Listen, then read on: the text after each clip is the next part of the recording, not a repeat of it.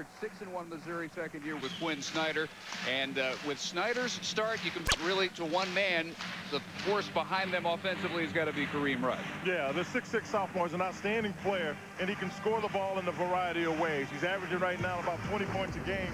And in the game against DePaul, he was the one guy DePaul had no answer for. He sticks the ball from the outside. He had 31 points in that contest. He had 22 in the second half. He's the guy that Missouri looks to stir their offense. Quin Snyder told me today, Quin, this guy can score the ball in a lot of ways, and he's got to have that going for him today. Last two, 28 is the average, 25 against St. Louis, and a career-high 31 against DePaul. The Big 12 co-freshman of the year last year for Quin Snyder in his second year now, 24-14. Age 34, 10 years at Duke as a player and assistant coach, and a part of 5 Final Four teams, one way or the other. At 18-13 last year in his first year with the Tigers, which got them into the NCAAs. His lineup features not just the 22 points per game from Rush, but Clarence Gilbert is providing 15 points and a team-high 4 assists per game. And after a record 88 three-pointers last year, he already has 18 this year. Steve Alford in his second year with the Hawkeyes. Recker is the leading scorer, but Reggie Evans has had a double-double in every game. About 17 points and 13 rebounds per game for Alford. Age 36, longtime Indiana Hoosier star, who has moved up the ranks as a head coach. Sweet 16 2 years ago with Southwest Missouri State, and now in his second year in charge of the Hawkeyes. Tom O'Neill, Ron Zetcher, Paul Jancy, the officials. Missouri controls the tap, and they go to work trying to win in Iowa City for the first time in 70 years. And Brian Grauer steps on the sideline to start things off. That came out man-to-man, and there's going to be pressure on both sides. And I think that's what both coaches are really trying to do. Put pressures on the ball handler and force the wing people to come out further, so it's a tougher pass into the post, since they both have post players that can play this. Freshman Jared Ryder gets it to Oliver, the senior point. Down low in some traffic due as Henderson, and Iowa turns it over. Well, Henderson was down on the block. He's trying to take, it was Kareem Rush to put some defensive pressure on Rush. He double dribbled. Let's start for the Hawkeyes since they won their first 11 games at 92-93. There's Rush to the hoop.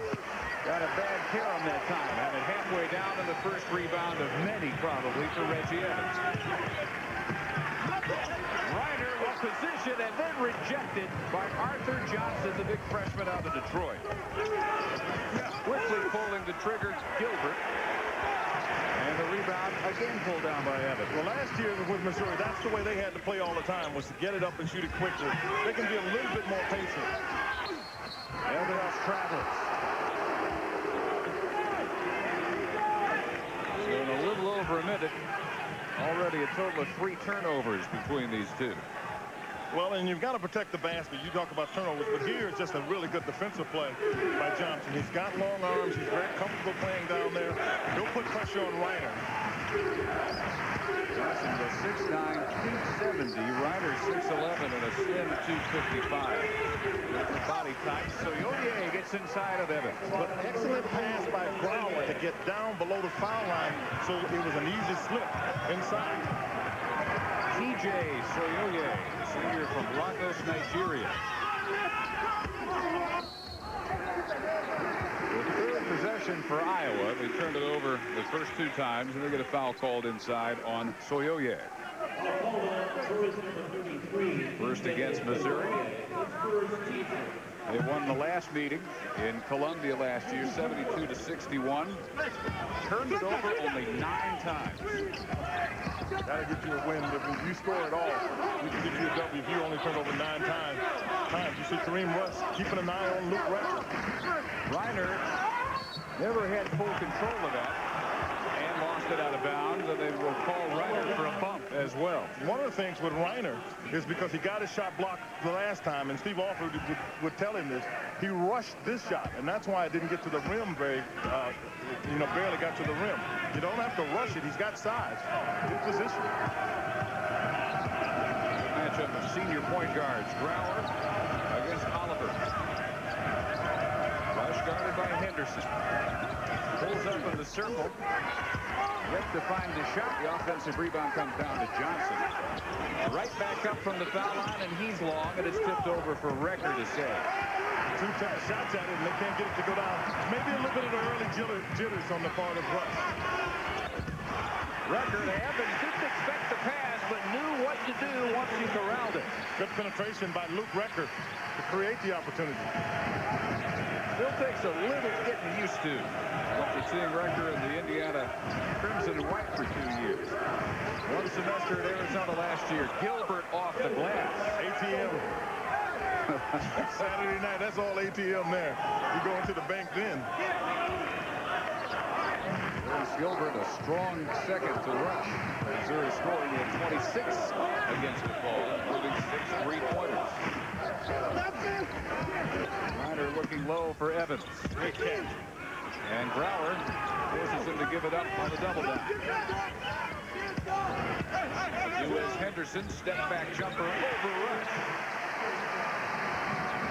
Nice little step back there by Duez, because Rush is not going to foul him. He does not want to get in foul trouble.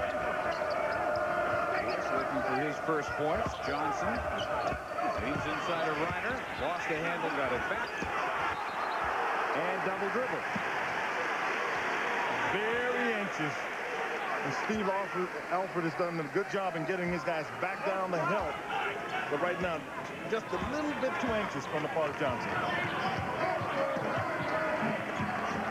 Iowa playing its 7th home game out of now a total of 8. Only 1 on the road so far, but a tough schedule.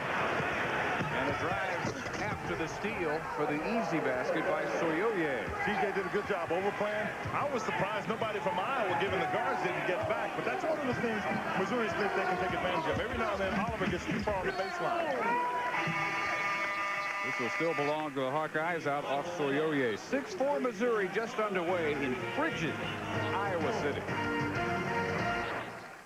ESPN. Hawkeyes are down by 4, but by 2. The thing you have to keep an eye on when you're playing against Iowa is Evans. And you see Brower goes down and help, and they have to throw the ball out. And here, TJ does a good job, again, keeping it from Randy Evans. He gets out and get an easy basket. They talked about that in practice today, and they're getting some results. And now both of these coaches are fairly new in their positions.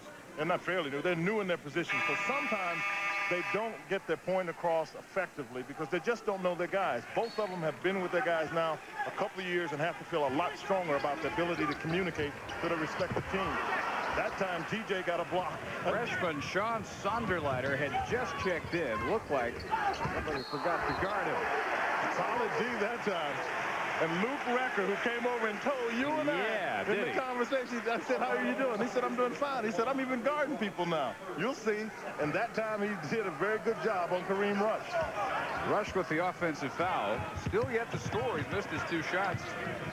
And now has himself a personal. Gilbert guarding Recker through a series of screens, and Recker hits his first 3. That defensive charge got him fired up a little bit because he came looking for that shot on the turn. So Recker learning how to D-up. It's always a little bit of an issue for him in Indiana, and he's definitely bulked up in the upper body. Yeah, he's full. He's much thicker than he was. I mean, but he's matured some, not only mentally but physically. Brower lets fly with a 3, which comes up short.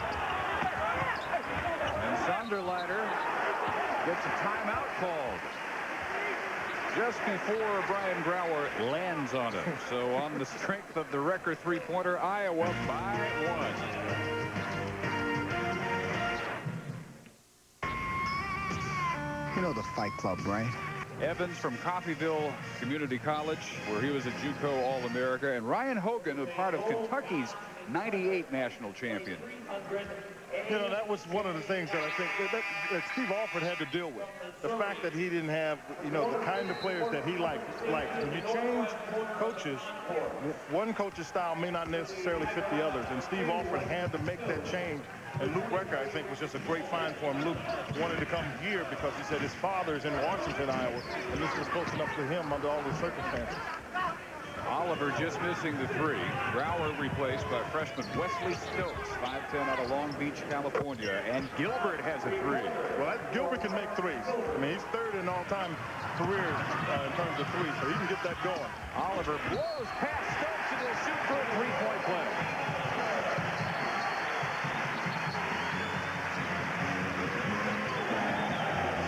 Got great quicks, this Dean Oliver, especially with his left hand. He blows by.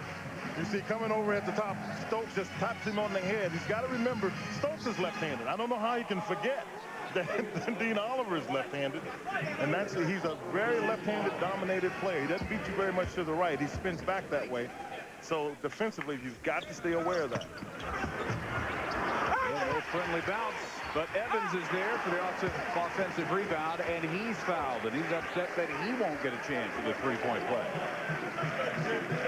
Reggie Evans, the second leading rebounder in the nation.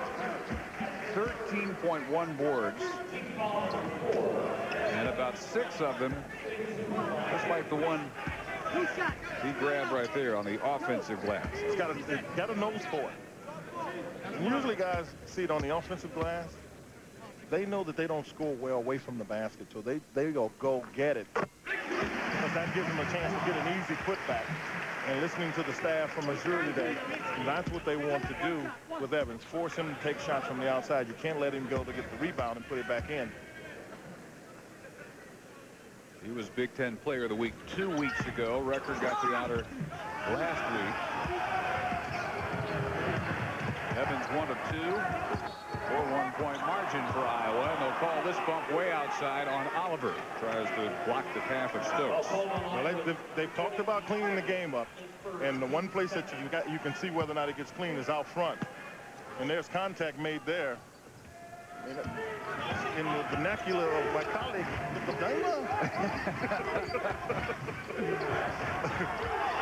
Stokes lets fly in and out.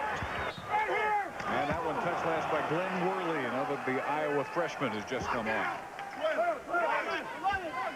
Quin Snyder in his 10 years at Duke, 3 Final Fours as a player, 2 more as an assistant to Mike Krzyzewski. But he said that earlier today he really didn't have much contact with Coach K last year, trying to figure out a lot of this head coaching on his own. Not a bad idea. Look at that NBA 3 by Gilbert. Deep 3 by Gilbert as they're trying to run their offense. Gilbert figures, hey, I got an offense for you. Just get it out here to me. I'm in the gym. Hogan on for the first time. Recker has it knocked out by Clarence Gilbert. 88 three-pointers last year, a school record. He needs 60 to set the career three-pointer record at Missouri. Got him. Don't bet against it. Evans off the glass has 5. He stepped in. Big mistake by Johnny Parker, who couldn't inbound it cleanly, and Tanya Alford, wife of Steve, enjoyed that call. As did those right behind it, the Hawks Nest. School is out. Finals ended yesterday. A lot of students stuck around for this. Oliver misfires again. Oliver's really been struggling with his shot. I mean, he played great in that win against Iowa State. He got 22. Uh-oh. That's 3 threes already for Gilbert. He's barely looking before he lets it go. He's catching it and letting it go. You're right. Hogan driving past Stokes. It's a good look. You know, he's going to get that look, because the one thing that Missouri will not do, they're not going to help from the baseline. They won't help up. They're going to make the guards have to make a little running floater. Now Hogan and Oliver have blown past Stokes with ease. Holding off the jump stop. Traveling. No, they got a foul. No, they will call the foul. Looks like perhaps steps by Johnny Parker. And instead they're going to put this on Glenn Worley. Well, it's a good penetration move. There's contact there. And the official actually made the call before the travel occurred, because he was basically in the air when the contact was made. The question I think that you might have, and I don't know if I disagree, is who caused the contact? They said Worley did from here in Iowa City. Now Stokes past Hogan. Gilbert finally misfiring. Another board for Evans. And Brody Boyd, freshman from Duggar, Indiana, makes his first appearance. Record long on the leaner. It was a tough shot. I mean, he's on the fly trying to take. Oh, my goodness. Gilbert to Paulding. Perfect alley-oop. Now, that's the guy. Paulding is the guy, when I was talking to Coach Snyder, who said really has a chance to be a good player because of things like that. He's athletic, he can jump, and he's really skilled. He's just not sure of some of the things he needs to do. Evans not sure what he wants to do against big Arthur Johnson. So he'll give it up to Worley. Pretty well defended there by Johnson. You know what's nice? We played 8 minutes. We have not mentioned the shot clock yet, but we have to here. It's down to 8. And Boyd lets fly with a 3. Oh, and Stokes fouls him on the three-point attempt. Brody Boyd, the 3rd leading scorer in the history of Indiana high school basketball, averaged 32 points per game last year. Career not unlike that of Steve Alford of Newcastle, Indiana. Trailing only Damon Bailey. Went on to IU. Marion Pierce averaged 26 per game in his career. But so far, the shot has eluded him in his first 8 games as a Hawkeye. You know, one of the things that you're making that transition from high school to college, decisions have to be made faster. I mean, that just happens. That's something that Steve Alford, I'm sure, has talked to Brody about. That you have to make the decision and then just execute it. Just you see it, make it happen. Rush will come back in. Brody Boyd, 3 of 18 from the field. 0 of 5 on 2s, 3 of 13 on 3s coming in tonight. And only 1 of 3 free throws. So still Missouri by 2. Grauer back in as well as Rush. A holding, nice look down low, and Arthur Johnson was waiting. Yeah, there's contact with Evans and Johnson. Evans came to help out, and Paulding just made a good pass inside. Worley on a drive, and he lost the handle, but gets it back. And it's fouled from behind. It has to be restrained a bit, settled down a little by Reggie Evans. I like the fact that you get somebody in there that gets a little surly. You go in for rebounds. It's all about muscle and strength. And you see Worley get in there, try to get it up. He gets fouled across the back. He came out of there, arms twisting. He's trying to twist away from Evans, which is going to be a little bit of a task. Yeah, when he gets you, you're going to stay gotten. 6'8", 245, Reggie Evans. Worley, the Mr. Basketball honoree in the state of Iowa last year. Player of the year, member of 2 state championship teams. DJ Soyoye back in, replacing Johnson. Straight in, both on you.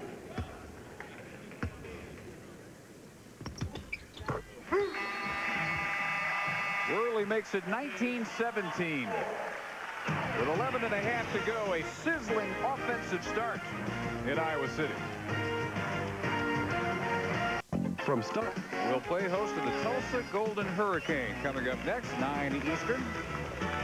Eric Chenoweth playing as he did 2 years ago after a very disappointing 99-2000. Kenny Gregory has missed the last 2 for the Jayhawks with a stress fracture. They're coming off their big road win at DePaul this week. Here, 1917, Missouri leading number 25, Iowa. Iowa leads the all-time series 8-4 and 6-1 here. The only Missouri win January of 1930, 25-24. Yeah, got to get the history in. You definitely get some history in there. And we'll be at 25-24 in about 2 more minutes, the way this early pace has gone for both. But that's what I expected. I mean, because I think these are pretty much mirror teams. They play it both up tempo. Neither team is really trapped yet. I suspect at some point you'll see that, but they don't do it as much because they can get some easy baskets inside with either Johnson on the part of Missouri or Evans on the part of Iowa. Paulding double-clutched a little bit on that 3. Evans saves the rebound for Dean Oliver. Hogan travels. Now, Hogan is really kind of he's more of a catch-and-shoot guy. Doesn't need to try to do anything other than that play off of record, play off Evans and Oliver. Steve Alford last year, 14-16 his first year replacing Dr. Tom Davis. 6-10 in the Big Ten, tied for 7th. Already strong signals that this will be a much different season for the Hawkeyes. They rush it up the court, and Evans powers it up despite contact. And big contact from TJ. Evans just showed you some strength by finishing that play. He's got 7, ties it at 19, steals it. And calls for it from Duez Henderson. Yeah, he was definitely looking for it. Worley misses the open 18-footer. Been a long time since we've seen as impressive a JUCO transfer this early in his Division I days as Reggie Evans. Evans, you can see his tremendous confidence as much as anything. Henderson hit with his first and the team's 4th. Reggie Evans, a JUCO All-America at Coffeyville, up 15 pounds and has added his range out to about 17 feet on the offensive end. Yeah, Steve Alford had to go get somebody to play inside. He went and got Reggie Evans. That's a great get for this Hawkeye team because Evans can run and he'll go get it off the glass. You already talked about it. Every game a double-double. Kareem Rush still looking for his first points. He is 0 for 5. Worley, a nice spin move down low. This one gives him another one on the block because Glenn Ward is really confident down there. He didn't rush that at all.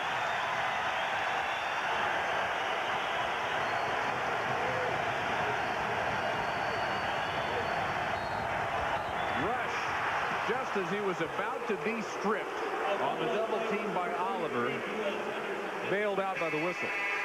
Well, Rush is the guy that can, off the dribble, he can go. You can see there's contact there. Henderson goes down, but it was because he didn't move his feet and was reaching a little bit. I don't think he really had a lot of contact. Courtney Scott, freshman out of Jackson, Michigan. Played at Lansing Waverly, the Michigan State champs, along with Michigan State freshman Marcus Taylor. Quick inbounds, in and out on the 3 by Gilbert. Great rebound. Back up strong. Count it. On Evans. Soyoye draws the first foul on Reggie Evans. I mean, you get in the trenches, you've got to go up and get it strong. The shot is taken. You see with both elbow pads, go get it. Head fakes Evans, who tries to get out of the way. TJ gets it up in the hoop. Last year, he got to the arena in Columbia 1 hour before the tip. He'd been taking finals all day. And it really bothered him. The strain mentally. 8 for 12 from the field, 23 points. Leading the Tigers win. They win that game. That's when Kareem Rush wasn't part of the team then. Because he had all of that NCAA problem that he was trying to get squared away. Arthur Johnson called for this rebound foul. Yeah, they spent 9 games waiting for Kareem Rush to serve his NCAA suspension for improper benefits he got from his AAU coach. And Quin Snyder said that really, in some ways, deepened his relationship with Rush because something that he dearly loved had been taken away. And he thinks he became a more coachable player. He was listening more once he came back. Well, he had a little adversity he had to get through. And I'm sure as much as Quinn could do, he tried to help him understand what had transpired and what his responsibility in all of that was. So in a sense, he helped him grow up. And that's part of coaching when you have young people. Scott hits both to put the Hawkeyes back up by 2. No breathing room for either team so far. First points, Kareem Rush. In some ways, a good sign that Missouri's tied with, until that basket, nothing from their leading scorer. But it also shows you how quick he can strike. He got that down court and just made 2 quick moves, and he was at the basket. Worley steps outside as Evans is fouled on the elbow of the lane by Soyoye. You see right there, does a good job, and his record is trying to guard him and then coming over just trying to get in any kind of position and get some help. But he couldn't get it. Courtney Scott got there just a little late. Not just their leading scorer, but leading rebounder as well. And Iowa can thank the free throws for being tied. They're 6 of 10. Missouri has shot only 1 free throw, and so Soyoye missed that. Evans misses the front end of this one.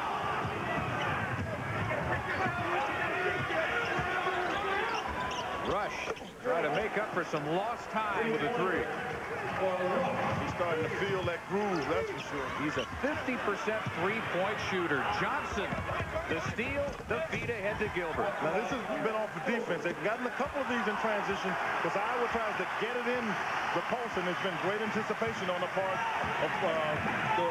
of Missouri. That's 13 points already for Clarence Gilbert. So the number 2 scorer, as effective as he has been, they have not missed points from Kareem Rush, and you know they are going to come. Now Scott draws contact, and Iowa Quinn relentlessly attacking the basket, and that's why they're getting so many free throws. That's what I was going to say. That's really the way you get foul shots, is get the ball going to the basket. Johnny Parker hit with his second, and the 9th Missouri team foul, so one more, and Iowa, with 8.5 minutes to go, will be in the double bonus.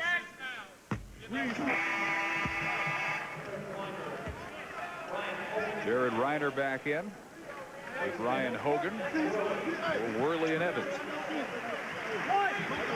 Now, it'll be interesting to see what Iowa does on the offensive end, because they've just taken out the guys, for the most part, who've given them the production offensively. They've taken out Evans, and then Worley came in and got some. So this should be a strong defensive team, because getting offense will be a little more difficult. Recker knocks it off Rush. And so far, Quinn, Recker has done more defensively than offensively. He hit the early three-pointer. That's been it so far for Luke on that side of the floor. Well, he'll appreciate this. At least he's in a defensive stance. Oliver continues the relentless Iowa attack and parade to the line. Brower's second. That's 10 on the team. Would you say the best backcourt in the Big Ten right now, Oliver and Recker? I'd put him right there with Williams and Bradford from Illinois. So Frank Williams can play. I mean, he's really good player. And, you know, Bradford can shoot the ball, but I would say they'd have to be right up there. The guy that's been so solid for this club for years has been Dean Oliver. I mean, he's run it consistently. He's co-MVP of the team the last 2 years. I mean, that's what he's meant to this team. A little bit out of his role last year. He had to be the leading scorer. And Iowa much better off when he does not have to take that many shots. He can look for shots for others. Stokes pass knocked out. Recker lobbying to have it called out off Johnson. Timeout, 7:59 remaining. Good first half in progress at Iowa City. A 2-point lead for Mizzou. Packed anyway. I mean, I agree with you. There are a lot of other things going on that may take away from it. Football coach Lawrence in his usual seat. Missouri by 2. Rush has his second free. I mean, if I'm Steve Alford, I'm livid. You come out of a timeout, you send your team to a 1-2-2 zone. The are 2 guys you got to find, Rush and Gilbert. And I guarantee you, he told them that. And they leave Rush wide open for a shot. After his slow beginning, he's up to 8. Recker has his second three. They did a good job of creating separation. He got away with a little bit of an offensive foul there. Just the third shot tried by Recker. Missouri's design is to keep it away from him. He's done a pretty good job of it so far. Gilbert to Rush. And back. He had 3 threes in a row, and now he's gone cold again. Stokes a quick feed. Soroyer rejected. Parker. It was rejected. And the Hawkeyes run it down in a hurry.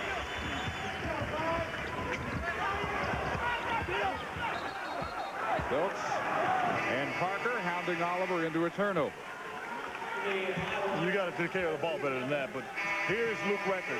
I mean, that's a tough angle, but it looked as though there was some contact that created space. But at any rate, it is created, and Luke Recker was able to knock down the shot. Justin Gage has checked in. Their dual sport athlete out of Jefferson City. Their leading receiver in football. And a 6'5" sophomore forward off the bench. Dean Oliver is going to get him a pick from Stokes. Just a matter of time. And Stokes knows it, and that's what's scary about it. Rush losing it. Bounces over to Stokes. Shot clock under 10. Holding points to it. Up to that point, Stokes was unaware. Charging. So he's had his numbers. And the thing he knows about Stokes is Stokes hasn't raised up yet to knock down a jump shot. He's got to, if he doesn't, he knows he's going to keep it on the dribble. And you can see just maintaining position that time was Oliver. So he got the foul called against Stokes. And that's his third. So the freshman already in foul trouble. The 8th Missouri turnover. And the Hawkeyes come down 2. Stokes will sit rest of the half. Reiner has it blocked by Johnson. Got to get on the floor for it, guys. Evans back in. Really thought he'd come away from that with a handle on it. Didn't. Holding lost it. Got it back. Banked it in. Yeah, it's a mishandle. So it wasn't like he threw it to himself. He mishandled it and was able to go get it. But you could see the control when he thought he got it on the glass. Oh. All alone, the 3 won't go for Oliver. As Evans Snaps it down short on the bank follow. And a rebound foul as Reiner goes up against Johnson. You see right here, Paulding takes the ball. See, he just mishandles it. But watch him catch it and then try to control it. He just goes up with it on one move and is able to get it to go into the basket. I mean, that's pretty good control for a young player. Ricky Paulding, freshman out of Detroit. He had a big game against Valparaiso, 16 points. They wanted him in the interview room, talked to the media afterwards, and he's shy. He wanted no part of that. They had to coax him in. And then once they did, they said he settled down and was fine. Yeah, he wants to kind of ease into all of this. And Missouri's had a track to the Detroit area. I mean, Anthony Peeler's out of there, Doug Smith. So they've had players out of Detroit and had some success with them. Iowa in recent years likewise with assistant Rich Walker with the pipeline going. Record missing the 3.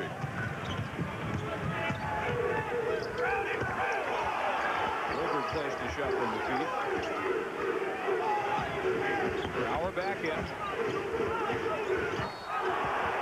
That will be called traveling on Paulding.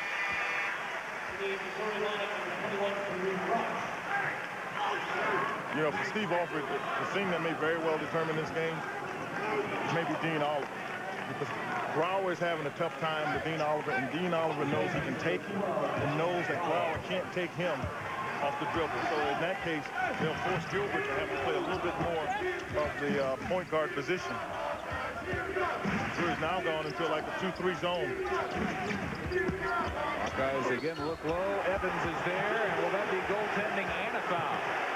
Well, the only reason they may not call it is because the ball really didn't have a chance to go in. I mean, it's got to have a legitimate chance to go in going toward the basket. But I thought Evans created the contact. You see he's wide open. Paulding Cage comes over. See, he hits the arm. And that is basically, it's hit the rim and it's already started off. First foul on Justin Gage. Not a good-looking free throw that time by Evans. Because of the flange ball? Is that why you say that? Yeah, he's got to get himself a little better touch with that. You're down there on the block getting those fouls, and he's the guy that creates contact. He's going to get to the foul line better. 1 of 5 from the free throw line for Evans. As you saw, well on his way to yet another double-double. They have it by halftime. 1.5 to go. Missouri still up 4. Gilbert jump stop. Johnson uncontested for the putback. That's because that shot went up so softly. Everybody missed time in their jump except Johnson, who just waited on the weak side. So now the largest lead of the game. The Tigers stretch it to 6. And Iowa right now, Quinn, a little bit of a scoring drought on this end. They run into a drought, and they're playing against a little bit of a zone, so that Missouri's trying to keep them to get the ball out of Evans' hands in the block, on the block. Oliver sneaks in, rejection, Johnson. Fans didn't like it. Oliver had no quarrel with it. Rush, well short on that 3. And Ryan Hogan of Deerfield, Illinois, to bring it up. Toe on the line. Misses the long two-pointer. Tigers control. I'll tell you what Johnson is really good at. Now, on 3 occasions, he couldn't get the rebound, and he's tapped to a teammate. And you don't see that in a lot of young players. Guys seem to either have that feel of being able to do that. If they can't get it, make sure a teammate does, or they don't. Well, the operative word there, and I think you hit it right on the head, is feel. He's got a feel for those kind of things. Gilbert has lost his feel from 3.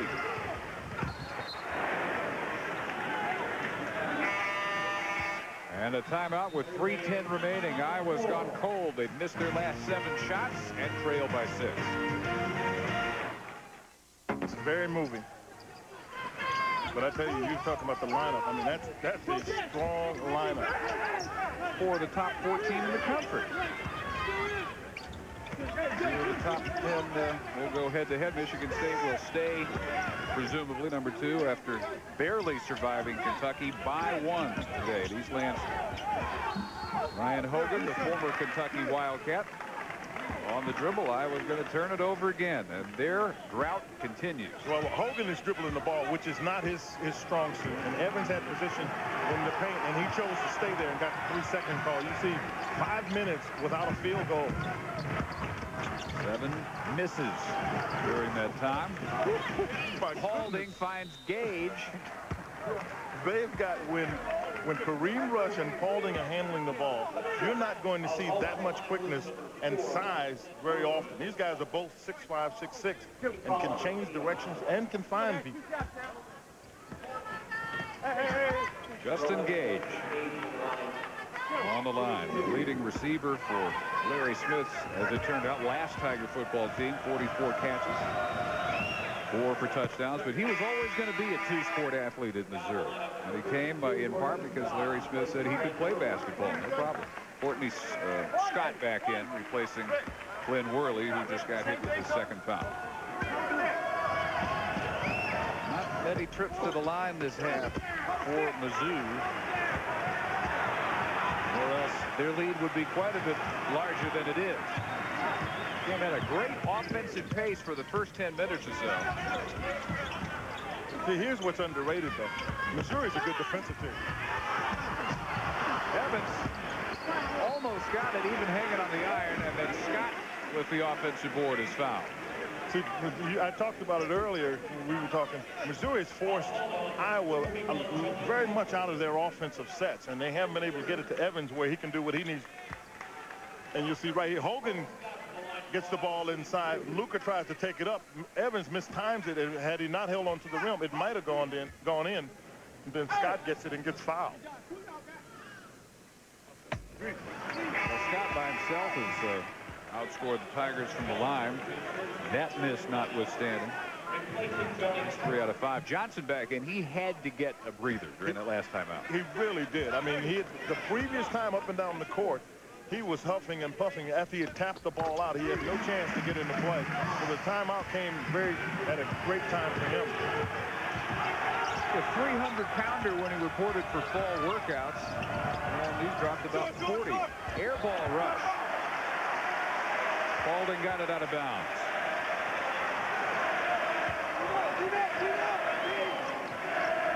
So in the final 2 minutes now, and for Alford Hawkeyes to regroup. Narrowed again from 6.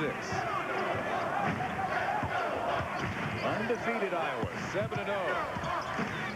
And ranked 25th in the country. But the Tigers really closing ranks after seeing Iowa drive so relentlessly. Gage gets the loose ball and the timeout call. Now, this was one of those plays that's made by a guy that's a football player. He doesn't care about hitting the ground and hurting himself because he's played football. I mean, it's an interesting thing. Now, he'll get in as Evans tries to take it up. You can see getting in there, it's Gage. He and Scott, he comes out of it, goes down, and gets his little slide and calls timeout. But he doesn't worry about hurting himself. Because a football player feels like in basketball, they can't get hurt. Halftime coming up. Courtyard by Marriott halftime report with SportsCenter in game, telling you about Arizona's visit to the United Center to take on Illinois earlier today. And the Steelers' last dance at Three Rivers Stadium. Reese Davis is in the studio. 1:40 to go in the half. still letting the officials know they thought Gage definitely traveled before he got the timeout. It's a moot point now. Got a break. Luke Recker was trying to make a play. And he comes up limping. He's a pretty tough kid. I don't think I agree with you, he's limping, but there's no chance unless he can't play anymore that he's going to come out. But he is definitely feeling it still. Walk it off as he winces for the inbound pass. But in the meantime, the officials are trying to drive the ball off. That's another reason why Luke gets a little additional time. A crowd that used to root for him to miss every shot his first 2 years when he played for Indiana, now very concerned. He's got blood on him. Yeah, I think he's got blood on his yeah. You can see it on his arm, but as you can see it almost on his left part of his pants leg, and I think they've got to. That's why they got him over there. They got to get that correct.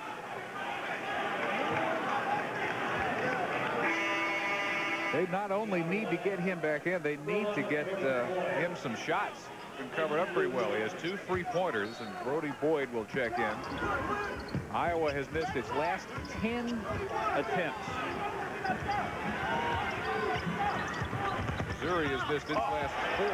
Oliver, the extra pass, Evans is the ground. They have been running the weave coming away from the basket, and that was a back cut, and then the nice pass for the finish.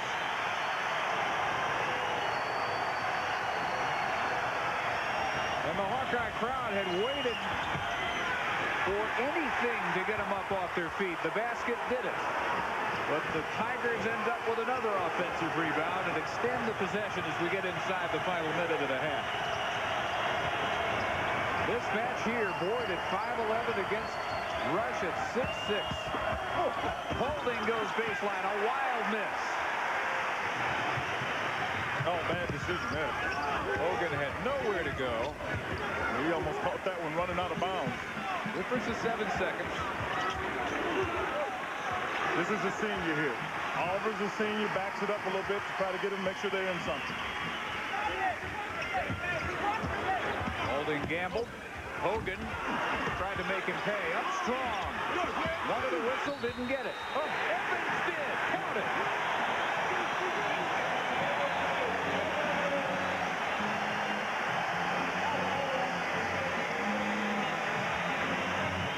Ryan Hogan makes the play because he ends up taking a tough shot, but watch him go fight for it and get it back. Gets it back toward the basket, and then Evans gets it, gets fouled by Johnson, and puts it in. I mean, you don't have to be 6'8" to get in there and help your teammates rebound, and that's a great job by Ryan Hogan just to get in there, stay active, get it back up so Evans can come up with it. He already has his 8th double-double. 12 rebounds to go with 11 points and a lane violation. Second leading rebounder in the country. 13.1 per game. And he's almost there with a whole half still to go. What an addition for Steve Alford. What you got to like about him, he likes to compete. That's what you can see about him. I mean, this is a game, big game, and he's come and he's definitely got his 8+ game. Stokes coming back. He's got 3 fouls in 6 seconds. And travel. Iowa 4.1 to work with.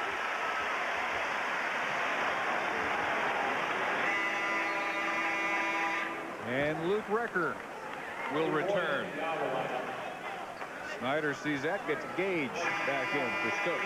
Well, what they're doing, this is offense, defense. Just get your team in that can guard guys that can shoot the ball, because Oliver can get it up. That's where they want it, right there. Boyd has his 3-pointer blocked at the buzzer by Rush. And then the bodies get tangled. There will be no whistle. And the fans wish there would, but what a half by Reggie Evans, who already has his 8th double-double in as many games as a Hawkeye. 36-34 Missouri. As we send you to Reese Davis. Dave, thanks a lot. We spoke with Steve Alford. Career high 31 coming in the second half. in their win a few days ago over DePaul.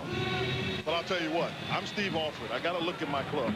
I shoot 35% from the floor, 28 from the three, and 50% from the line, and I'm down 2 points at home.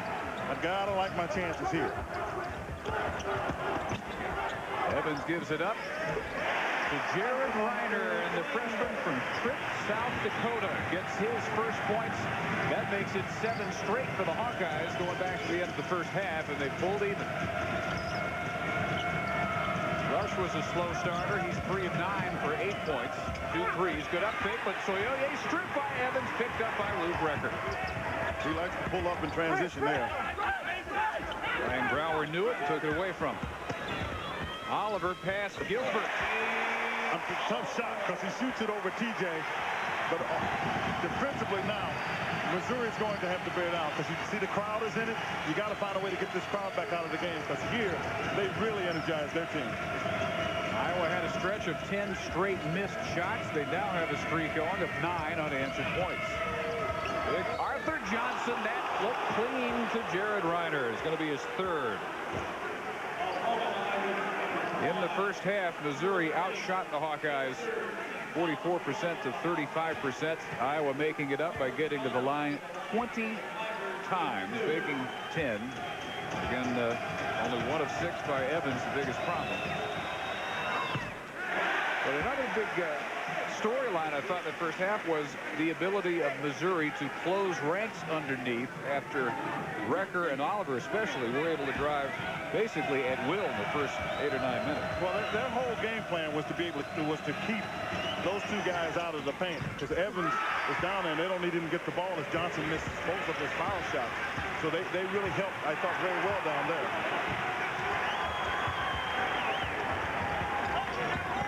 Evans calls for it. Johnson covered him up. Reiner with a miss.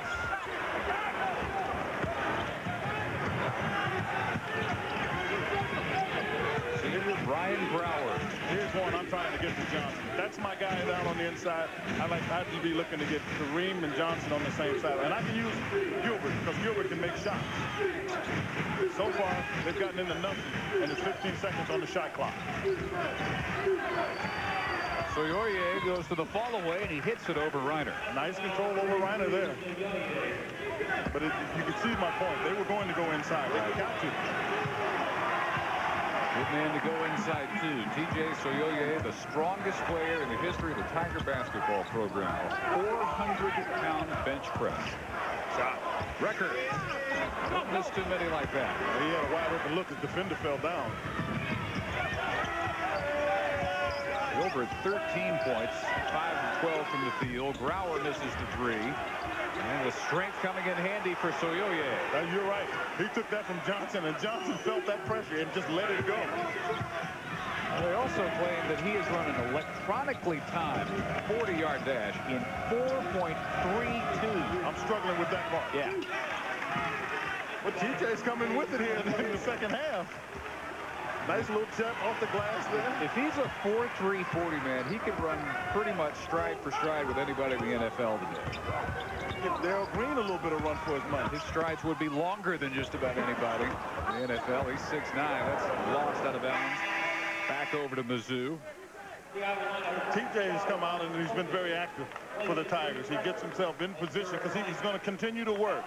You see, get there. I mean, you can see him just snatch it right out of the hands of Johnson. I mean, you could see that strength. Johnson had no chance.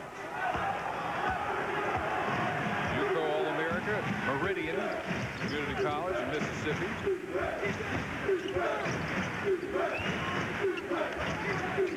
Brower calls for it.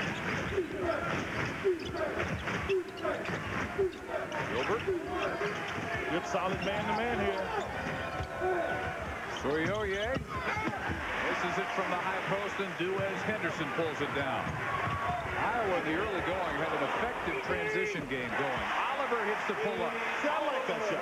He was open at the three-point line, and I know intuitively he knows it. That's a step outside of his range. Took one dribble inside it and knocked down the basket. That's all that matters. Just get some points. Brower loves the three-point line. First points of the game for Bryant. 2 years ago, as a sophomore, he was third in the country, just under 50% on threes, and mysteriously dropped off last year to 33%. 38% coming in tonight. Oliver tries that three. But he was comfortable. He was standing there ready for the three. The first one he's not even ready for.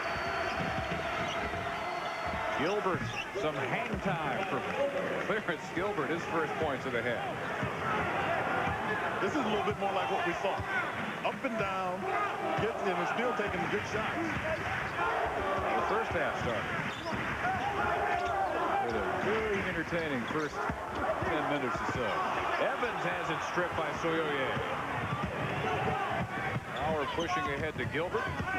Cut off and bumped on the baseline, and Oliver close to technical country. Boy, he was very close. It's his second. I thought his defensive position was actually pretty solid, but it doesn't call for that kind of reaction because you don't get it your way. 15:24 remaining. A timeout with Missouri up 2. Halftime for Missouri. Let's figure out a way to stop Reggie Evans because he's killing us. He's got his 8th double-double in 8th game. So every game he's got a double-double, averaging 16 points, 13 rebounds.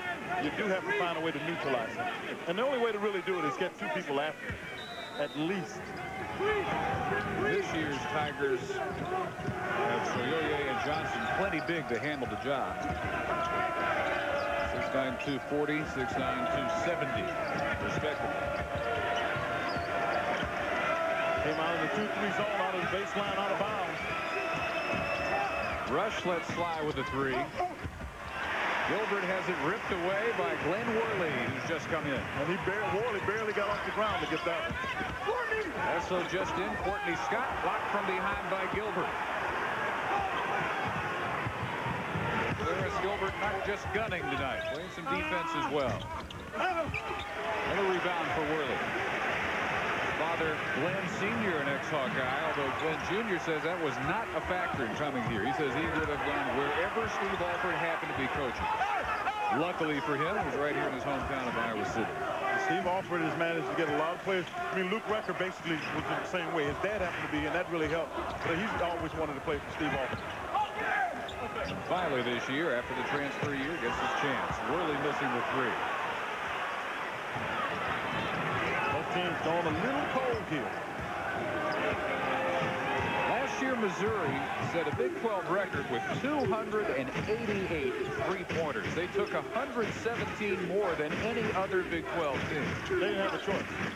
They had no inside play. And I was talking to the staff about that. They were a little more liberal in the shot selection last year than they are this year.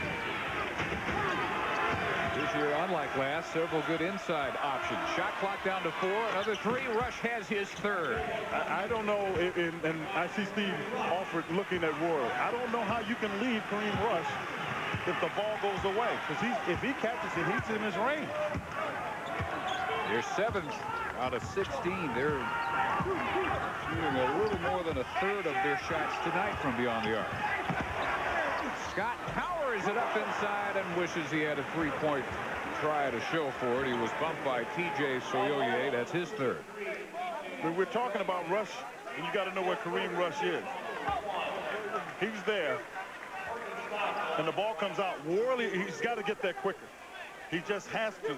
He's got to anticipate that pass is going to go. Because first of all, you could see Gilbert wasn't going to get through the baseline, so you know you don't have to go help there. Courtney Scott, all of his points from the free throw line, 5 out of 7. But I like what Courtney Scott brings Steve Alford, because he's a big, strong body, and he's getting points without you having to run a lot of offense for him. And when you got Evans, you need to run offense for him to get some things going. You got to do it for Ryan Hogan. And at least let's not forget, he hadn't said a lot about Luke Recker. I mean, he's coming back in the game, and he hadn't been able to be that effective, and they're still in the game because Scott has played well for him. Recker in the first half, just 2 for 5. They were both 3-pointers. He's still at 6. Almost got a steal. Rush, fall away. It was a tough shot. It almost went for him. Oliver comes out of the pack with a feed ahead to Hogan. Good play. Missed it. Hogan holding with the defense, knocked it out. The play was, I thought, by Ryan, a pretty solid play. He tried to use his body to shield. Steve Alford encouraging his team to just keep going, keep playing hard. Going to use that breakaway by Hogan, though. Would have fired up some folks. This will do the job, too. Evans, 13 with a free throw coming. Be active around the glass. Good things will happen to you. Evans always around to get to. Watch him go to the other side. He's got Gage. Gage doesn't have enough size, and there's contact. And what has been the case, see, I think Evans causes the contact, but the contact is in his shooting motion, and he's been able to get to the foul line. Now he's got to capitalize from there. He made his first free throw. He's missed 7 straight since then.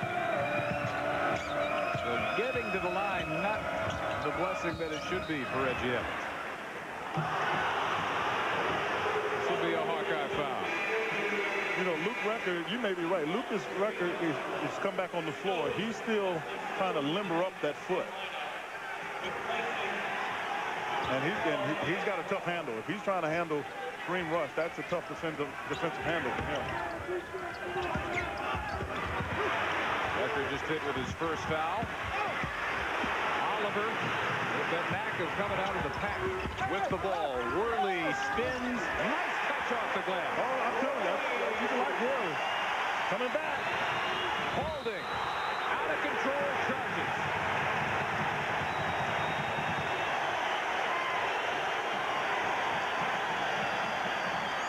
Do a good job passing the ball up. Watch Worley stay under control, get it off the glass.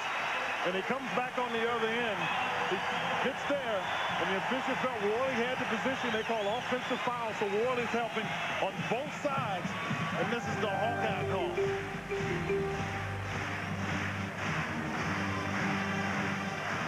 The Hawks' nest. A major presence here at Carver-Hawkeye Arena. Don't forget Tuesday.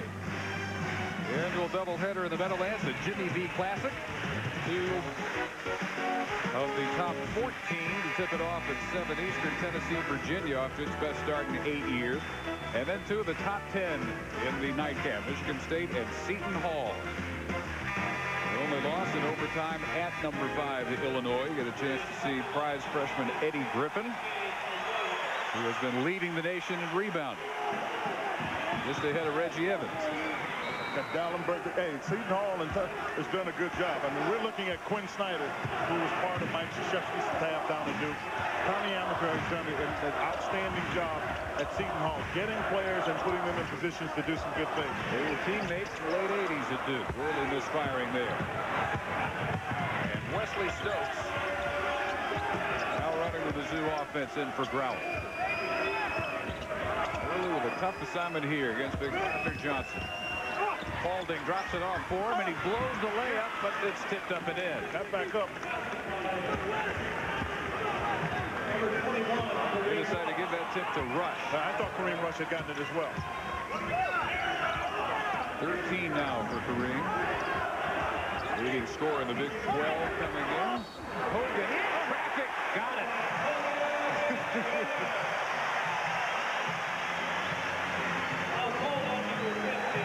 Third foul on Arthur Johnson.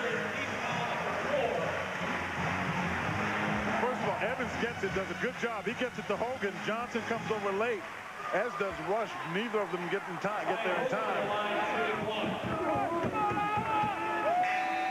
Ryan Hogan, the best free throw shooter on his Kentucky teams. His first 2 years, the Wildcats, 89%, and missed a total of 6 free throws in his 2 years in Lexington.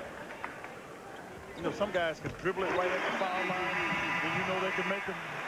Ryan Hogan's like that. He's That's got one of those guys. There, one of those dribblers make. Hawkeyes by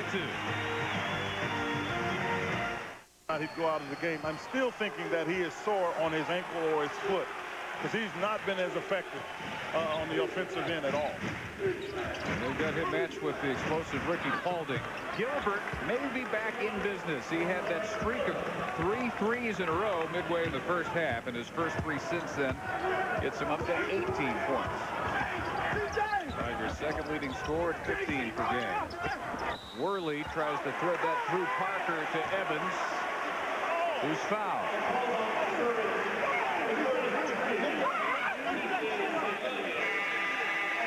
Soyoye has number 4. That's going to be a tough loss for them, but you got to get Gilbert in the game. He can make threes. He came right out off the timeout and told the people behind him who thought he would miss it. She kind of quieted him down. Evans called for traveling. He took the inbounds pass, shuffled his feet a little bit, then banked it in. It won't count. It's still Missouri 53-52. Back and forth second half. Tigers late in the first half. The largest lead for either team, 7. That is carrying it on Gilbert. Yeah, he put it in his hip pocket. You know, TJ goes out of the game. I mean, there's going to be contact in there. There's no foul there. Once the ball is up and free, both players can go for it. And that's really what that was. Stokes with his 4th. So as TJ sits with 4, freshman guard Wesley Stokes soon to join him as Brower races back to the scorer's table. Well, we've got well over 10 minutes to go in the second half, and 2 Tigers already have 4 fouls, and another 2, Johnson and Parker, have 3. You know, and I'm looking at Quin Snyder over there doing coaching. He's over there. Guys are starting to complain a little bit about foul calls. He's trying to tell his guys, hey, you got to support your teammates. You don't have time to be complaining about a call you don't like. Oliver going baseline for the reverse. Solid pass in there so he can make the play. Paulding right back down, and they will call this on record.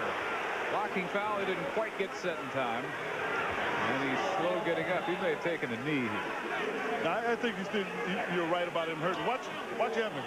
I mean, right here, good pass. Coming to that left hand, Johnson doesn't get to. And you see Oliver push it back in. Luke Recker goes. If he just stays instead of bowling his chest out, I think he pretty much gets that offensive foul call. Really aware that Gilbert likes to pull the trigger quickly on 3s. Hogan out on top, and he pulls up in the lane. So ability not just to take the 3, but get the intermediate shot too. Big help for Gilbert. He's explosive. I mean, if he gets to the paint, he just pops up over people. Iowa really has not found a defender that can keep him from driving past whoever may be on it. This will be a reach on Brian Brower, and now he has 3. Yeah, but I think Steve Alford's got a bigger problem. So he's got to take Luke Recker out of the game. Luke Recker was trying to dribble the ball and get by Kareem Rush, and he could hardly move. And you could see that he's in a lot more pain than he let on. You were right in the first half when you noticed that. Turned an ankle late in the first half and had to come out because he had some blood on his uniform, and now with that sleeve on the right knee, and also having just gotten banged when he was called for the blocking foul. So he's got a variety of ailments at the moment. As Oliver shooting in the bonus. One more, and Recker, in fact, going to head to the locker room. Or is he? He's just going to stop at the end of the bench and talk to the team doctor. He's going to talk to the trainer, but he must have some discomfort in his knee. I think, as a matter of fact, they look like they're putting a little bit of analgesic on it to help loosen it up. Well, Stokes still in there. Caught in midair with nowhere to go, and out of bounds off Wesley Stokes. He's had a tough game. He was in briefly. Now back out for Brower. Rush back. He's got 4 fouls, but Quin Snyder does a good thing there. He was letting him know he was coming out before the turnover. So you don't, sometimes you get young people, they get a turnover when they come out, and it's like, oh, I'm not allowed to make a mistake. Quin Snyder tried to help him understand that's not why he was taken out. Ugly air ball, but Hogan gets a second chance and misses that short 2. Oliver ran halfway across the floor to come up with it. Worley, terrific count it. Don't worry. I'm telling you, you got to love his game.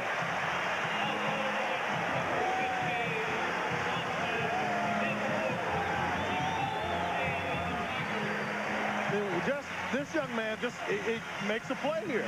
Johnson has him. He goes in between, takes it up, gets hacked, gets the harm, go in, and he's got emotion. So he brings emotion to his club as well as he knocks down the foul shot. 9 points off the bench for the freshman Worley. 4 fouls on Johnson.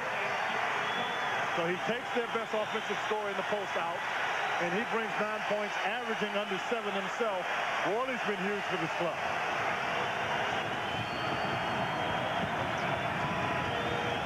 Iowa has its biggest lead, which is suddenly 1. Wow, Gilbert, 5 3-pointers. Oh, he believes in his game now. His first 4 games, he didn't have that range. 6 out of 25. 12 of 23 in the 3 coming into this one. Hogan short again. They're forcing him to take a tough shot. He's a catch-and-shoot kind of player. 59-58 Iowa. That's traveling. Rush with the turnover.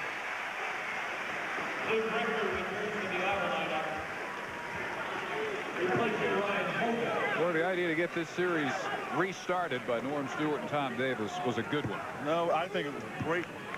I mean, because these games have always been competitive. And you got border states and a great opportunity for both to tune up for conference play. These are the better conferences in the country. So there will always be the fan interest. Evans throws that ahead to Grauer. In turn, ahead to Gilbert for the breakaway. Good push out by Grauer. But Missouri, for example, plays 3 Big Ten teams in a row. They play Iowa, they play Indiana on Monday, and next week they play their game for bragging rights between Illinois. So they play 3 tough teams. Look at Evans take that one away, and then loses it again to Grauer. Gilbert, the pull-up, and he got it. Oh, you're talking about feeling it. You got a fast break and pull up for a 12-footer. That's feeling. That's 27 for Clarence Gilbert. And it goes very quiet as Alford has to use a timeout. Missouri has hit its last 6 shots to take a 3-point lead. So that working against the Hawkeyes, as well as the health at the moment of Luke Recker. And this is when in splitting that double team, he turned the ankle late in the first half. You know what? He turned the ankle there, but that looked like that was more on the left leg. When we saw him with the sleeve, I thought it was on the right leg. So he may have, you know, banged that up a little bit as well. Now here's Steve Alford. That's a good timeout. Let's get organized here and try to get the ball inside. I'm looking to try to get it to Evans if I can. Get Evans on the same side with Recker, because you can't come off Recker for the shot. As you see, Clarence Gilbert has been a handful. I mean, a handful. Well, he's tied his career high already. And playing with great confidence in the 7 minutes, 20 seconds to go.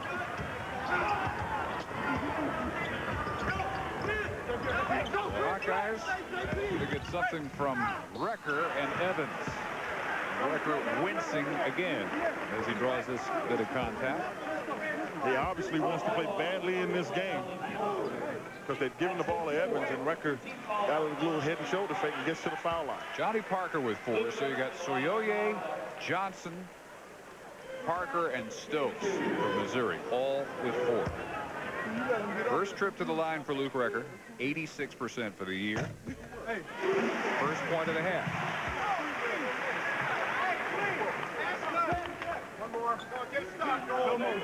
I thought it was interesting he came to talk to us about his defense. Apparently very aware of the scouting report.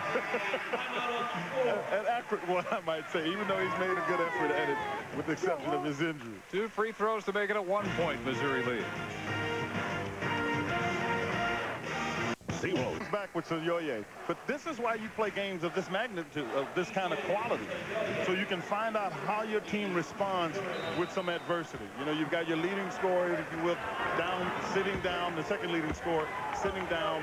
Right now, Quin Snyder has to figure out where to get the offense from. And I think Kareem Rush is going to have to step up as Oliver takes it from Brower. And I told you he was going to get one. I knew he was. He's been timing it since the first half. Brower never knew where he came from. Worley, Recker, three-pointer, number 3. And Iowa back in front. This will be on Duez Henderson. And there have been very few calls go against the Hawkeyes. This is 3 on Henderson. Reiner also has 3. And they really don't have any foul trouble other than those two to speak of. 22 fouls have been called on Missouri, 13 on Iowa. I think principally because Missouri's done a better job. I mean, Iowa's done a better job of taking it to the basket. And the fans letting Mr. Gilbert know that he missed the rim, hit the side of the backboard from the corner. How does a guy as hot as he's been hit the side of the backboard? That corner shot is really a hard shot to get because the corner sometimes is almost at a bad angle. You got to almost shoot it right from the corner on that side. One of the few Tigers with no trouble. Gilbert picks up his first right here. You'll see right here trying to guard Luke Recker. Well, they say he picked up his first. Not evident to the naked eye, however. Much better position out there on the floor when you're standing right next to it. Hawkeyes in the double bonus. The only way you can look at that call, I guess. Iowa 17 for 28 from the foul line. Record 3 of 3. Missouri from the line 1 for 6. 1 free throw, and yet they're within 4. And it led for most of the game. At the moment, however, the Hawkeyes have matched their biggest lead. So the Tigers go to Rush. He misses off the spin move. Justin Gage loses it to Oliver. He stripped another one.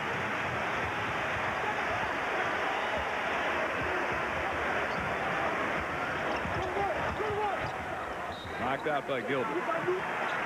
Well, Quin Snyder had to make a decision. I was wondering if he's going to do it. He's going to come back with Johnson into the game, take Gage out so he can try to get some offense. Johnson hasn't been as effective as I'm sure anybody from Missouri would like, but I think you give Iowa credit for that. Under the 6-minute mark. This is a bad matchup for Johnson with Worley when Worley gets inside. Record calls for it, has to drift out to the corner to get it, and another 3.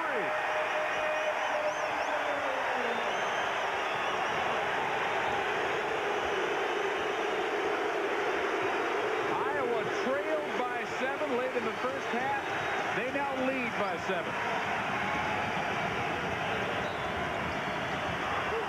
Little buck called on Oliver here. That's his 3rd. Now, Quin Snyder has seen his offense go cold the last few times down, but he's got Gilbert with a career-high 27 points, and you still have to think there's going to be one more streak for Kareem Rush. He's sitting at 13. Well, Duez Henderson has actually been doing a pretty good job, and I don't know if Kareem Rush is really trying to assert himself enough. Maybe too much there. Yeah, I mean, that was pretty solid defense. That's the one that may have called for a pass.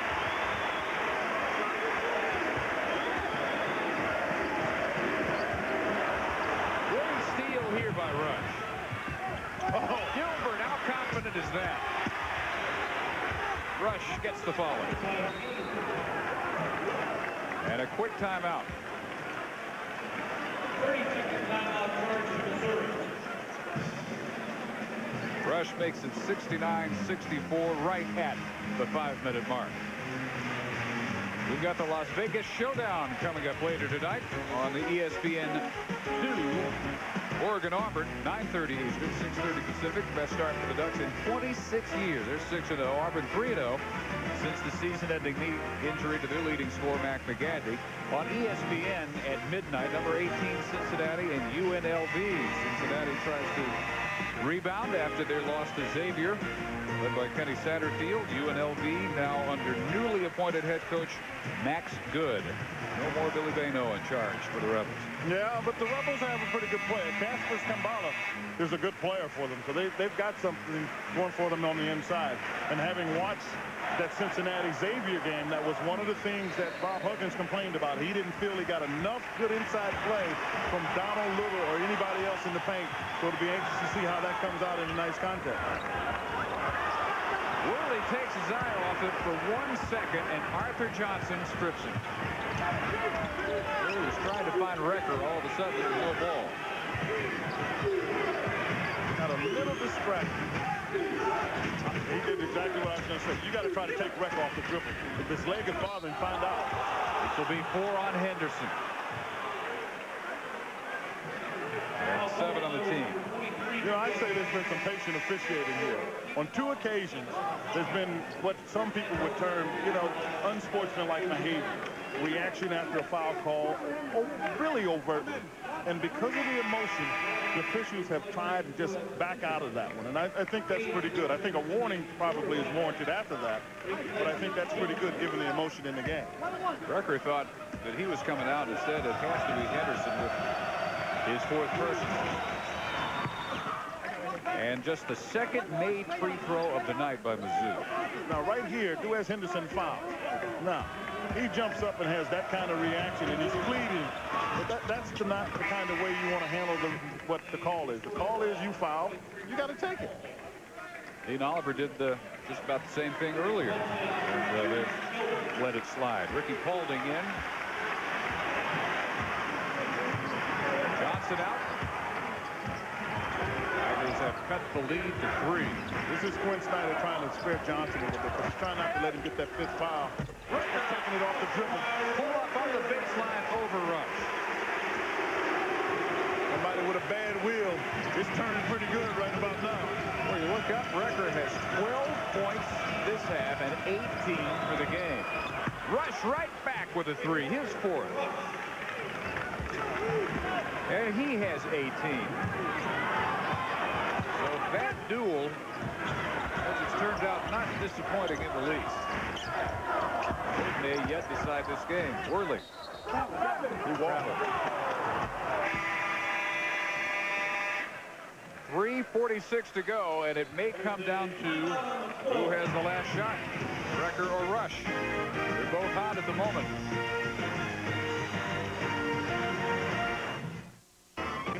That's what they did last year. They shot 3-point shots. They've just got to do a better job of balancing it, and Clarence Gilbert has to be one of the guys that shows them how to do that. Career high 28.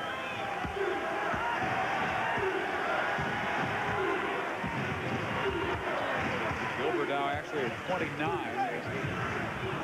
His previous best game against Kansas last year. He has now surpassed it. Boy, anytime Dean Oliver decides to dig one out, he's pretty much able to do it. And the same thing happens to Recker.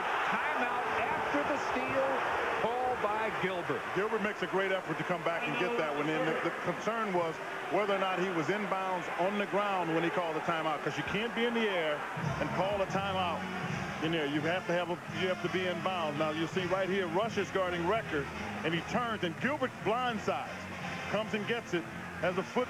That one's close. That was close, but at any rate, he needs to have a foot down and inbounds to call that timeout. Now, another question is, would Quin Snyder just as soon lose the ball but have that timeout still in his back pocket, because they have only one more? I think with 3.5 to go, he'd probably like to have it. I mean, I think that timeout call for a player has to be judiciously used. I'm not a big proponent of that. You know, throw the ball back down towards your end of the court, if nothing else. And for a lot of guys, it's almost become reflexive. Gilbert hit an NBA 3 in the first half. That would have been another one. Evans comes away with it.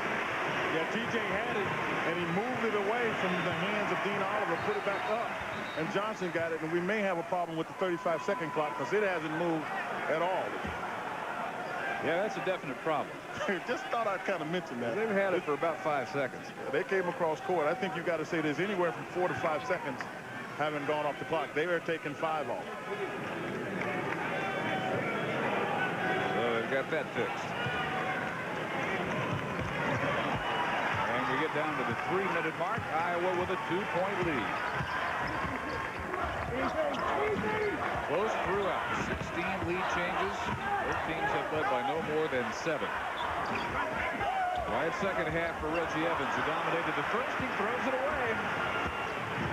Tigers can tie or lead. Pretty good defensive position by Johnson. Trying to get his thing Worley in position. He's got to put it on the floor and go to the basket. Yep. Pulls up. That's about his favorite spot other than the 3-point line. He loves to pull up in the lane, use that high rising ability from 10 feet out. Quick response. Recker has 20. He did a good job because he actually ball faked, and I thought he could have gotten the foul call, but he was able to get where he needed to go. And rush foul. Recker has his 3rd. I don't know what the reaction was for because I thought that was clearly a foul. I mean, he's playing well. You must think he's really going to get a break here. I mean, you can see the contact. I mean, he knocks Rush forward. A little bit overawed considering the obviousness of the call. But Recker has his 5th 20-point game because of the big second half. Rush, if he hits these 2, will also have 20. His been a lot more quiet. Rush has had. It's his first free throw. He's really embodied the first half, second half phenomenon for the Tigers. He's averaged 13 second half points. And he's got 12 at the moment. Ties it at 73.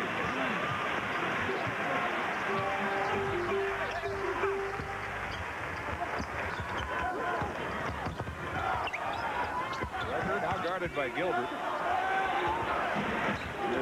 Did a pretty good job because back cutting is just going to be hard for Luke. If he gets it on the right side, he can one dribble you hard and go up. He can't really back cut because he has a tough time changing direction. Well, a few times the shot clock's a factor. Evans struggles but gets the shot up as he's fouled with the shot clock down to 7. That'll be 3 on Justin Gage. Now, Evans made his first free throw. I'd say he's missed 7 straight since then. I'd say he's due. He's been up there often enough. You know, you kind of just he's due. You're going on the due theory. I think he's due. Well, he should be having a better night. He's 61% for the year. Not good, but not this poor. Oh, he missed it. I just knew that was in. I'll pull for him because, you know, that's an embarrassing feeling. You can't make a foul shot. And he gets to the line. He's averaging 10 free throw attempts a game, so he's got to shoot better. That would really help Iowa's offense if he could knock down foul shots.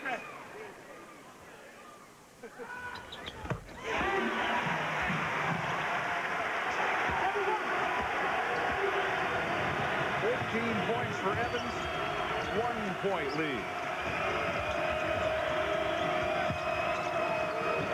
What will Rush do with Recker? Side clear, plenty of room.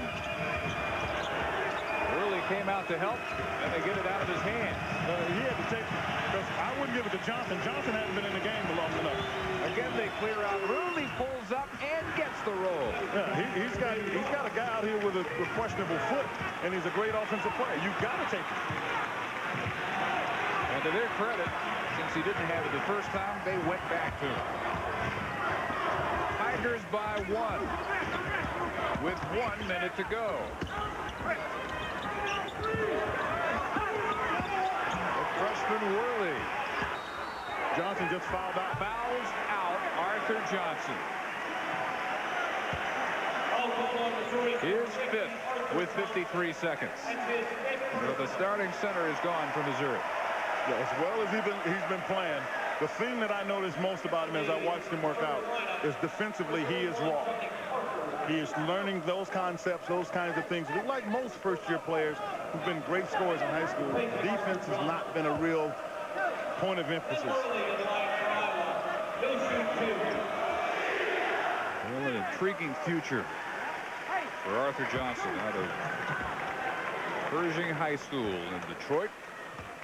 I think a pretty intriguing future for Glenn Ward. No doubt. Absolutely. 10 points now off the bench. And when we finish our business here, Tulsa and Kansas. Worley hits 2 with 53 seconds remaining. He puts the Hawkeyes back in front.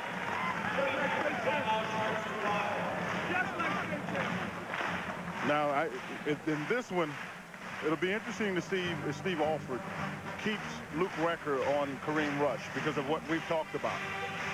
Does he get somebody else with some size, do as Henderson, try to play him so you don't run the risk of getting a foul call? I mean, their concern has to be what do you stop offensively? I'm sorry, defensively.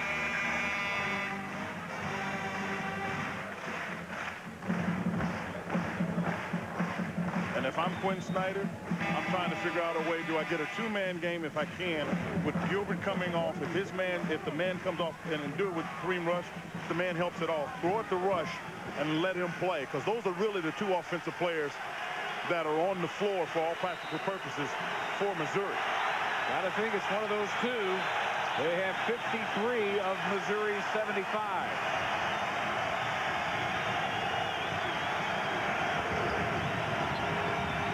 Gilbert, hot shot, way off. How about great defense by Dean Oliver? You don't necessarily need to foul. He did. Brower does, and that's his fourth. I'm sorry, you did need to foul, as a matter of fact, because it was 1 second difference. So they fouled Dean Oliver. So 29.7 seconds. Iowa with the ball to shoot in the double bonus with a 1-point lead. Only one more Missouri timeout. The Tigers have the possession arrow. We haven't had a hell ball all night. That's big for Oliver. 5 of 6 from the free throw stripe and 16 points.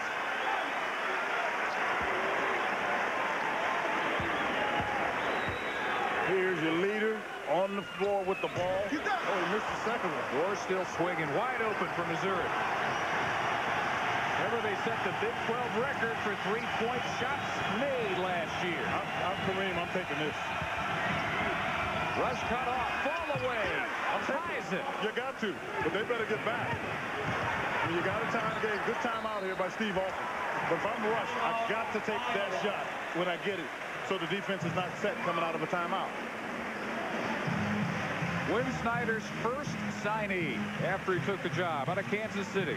Kareem Rush, 24 points, has tied it at 77. So watch how easy he gets where he's going. I mean, there's Dues Henderson right there, and he takes a turnaround fadeaway under pressure, knocks it right down. Very comfortable with his offensive game is Kareem Rush. It's pretty solid for him. Nick Collison does a lot of good things for him. Drew Gooden. They've got a number of players, and, you know, Kenny Gregory's still not playing yet. I've got to look somehow to either look at Evans or Record, but Record's been having the best go at it. But they've got all scores because Ryan Hogan is in the game. Oliver against Crowder. The pass knocked out with 1.9 seconds. Yeah, that's not all bad. I mean, it's, as far as I'm concerned, I thought that he took it into traffic, but they get it back. That's the most important thing. Let it go. Hogan in. Record. Air ball. We will have overtime. Yeah, we got overtime without Johnson not being on the part of the roster for Missouri, though. Starting center is fouled out. Lots of other Tigers in trouble with 4. And this one's so good. Let's play 5 more minutes. Why don't we? Head to overtime after the miss at the end of regulation by Luke Record. Yeah, well, they guarded Record pretty well. And he's taking a shot under duress. It's a tough shot. Could have been called for a foul, but officials generally not going to call that one. Most importantly for Iowa, they got the last shot. Now you're in overtime. You're playing a team without one of their top scorers. Now you've got to go back inside. I thought that's what Iowa started to get away from. Tigers control the opening tap. Arthur Johnson is fouled out. Soyoye, Brower, Parker, and Stokes all have 4 fouls. He can't guard him. I mean, he misses the shot, but Hogan can't guard it. Rush ends up with it. And out of bounds off Hogan. Well, we've had some tight finishes already this year. They beat Tulsa 2 weeks ago by 1, 66-65. They won by 1, 2, and 4 in their first 7 wins. And twice they had to come up with a steal in the final seconds to prevent a possible game-winning shot. Gilbert misses that 3. Well, they brought Henderson in and took Hogan out because they needed to get more size on Kareem Rush. And on that shot, I just thought Gilbert just took a shot off balance. I think he thinks that he's still hot.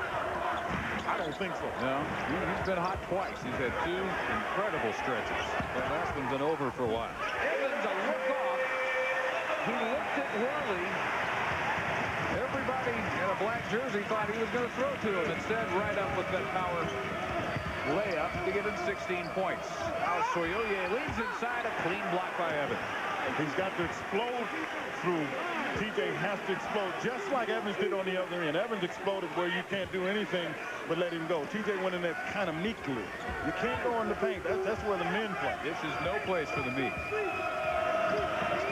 Missouri's been very resilient this year. 4 wins when featured come from behind efforts when they trailed by double figures. Rhode Island, Valpo, DePaul, St. Louis. One time or other, they trailed all 4 of those by double figures and came back to win. Their only loss in Alaska, the final to Syracuse. Trying to avoid their second. Oliver puts the Hawkeyes up 4. Solid move on the baseline by Oliver. 18 points for Dean Oliver. Rush, that would have counted. That's the 3rd on Worley.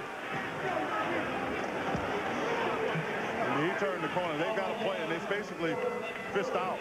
He just turns the corner, and Steve Alford's group defensively doesn't do anything to stop. Rush coming off that turn. He's made all 3 of his free throws. Holding for Gage. One thing that's amazing about Rush is that he does what he does, averaging just 27 minutes per game. Listen, this young man can score. The coaching staff talked about it, but you can see he can get numbers, and you don't even know how big they are before you know it. Big right now, 26 and counting. Worley needs help. There's Henderson, who flashed open briefly on the back door, but the pass was uncatchable. Well, it's a tough pass. I don't disagree with you there. But he's open. He's open, and the ball is off his hand. All he has to do is step to it and get it. And I think what he did was see Gilbert out in front of his eyes so he wouldn't step further into the pass. You've got to go get that one, especially in overtime.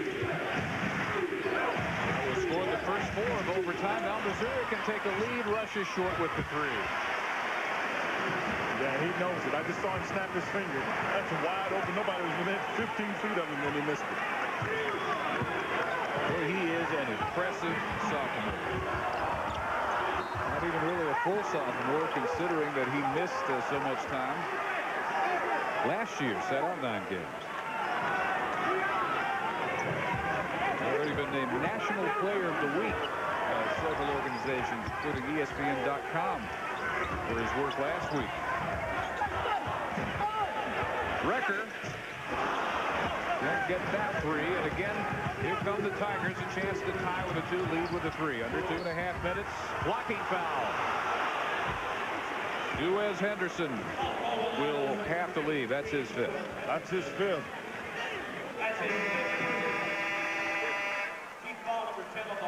Duez Henderson, because of his height, was put in the game. Ryan Hogan had been guarding Kareem Rush, but you get more height there. Rush changes directions, had his shoulder, looked like he was going to get by him. I really thought that Henderson tried to improve his position instead of staying where he had established it, and they called him for the foul in his 5th. Henderson leaving with 2.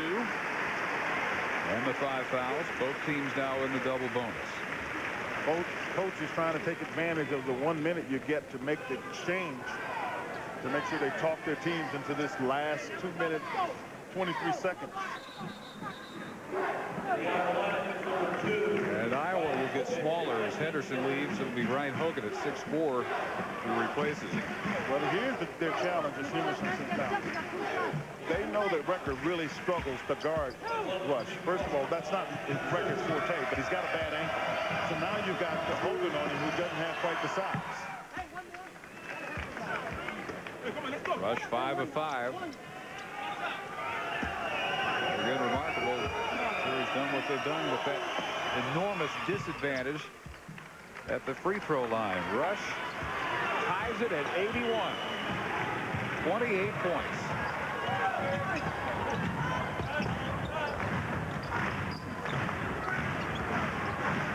Up assignment for Grauer here. Oliver. Well, they really wanted to go to Evans. That's what they were trying to do. Oliver gets loose, drives for an easy lay-in, and he has 20. And that's because everybody was so concerned about Evans, they didn't watch Dean Oliver turn the corner or help out.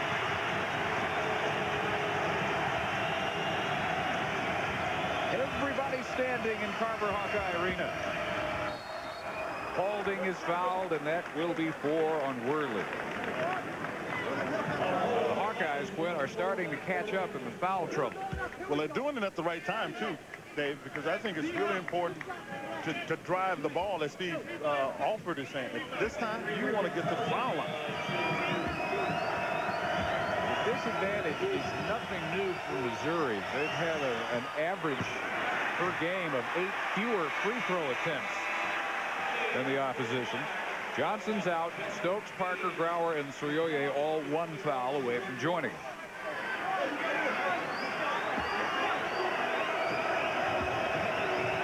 Ball is 73% coming in.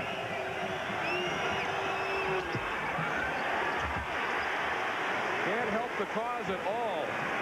Evans rips down another board. 15 rebounds for Reggie Evans. I got to look to see can I get it to Evans some kind of way. Oliver likes what he sees from 3. And they get 1 and done. Gilbert.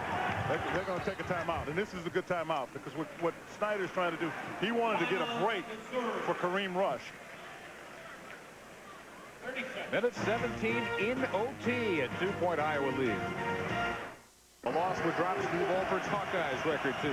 He's got his hands full because Steve Alford is a great coach. They inbound it to Gilbert, went right up, missed a 3, and overrunning the rebound was Paulding. Yeah, he did. He had, if he's been able to catch that, he's been able to go in for a dunk.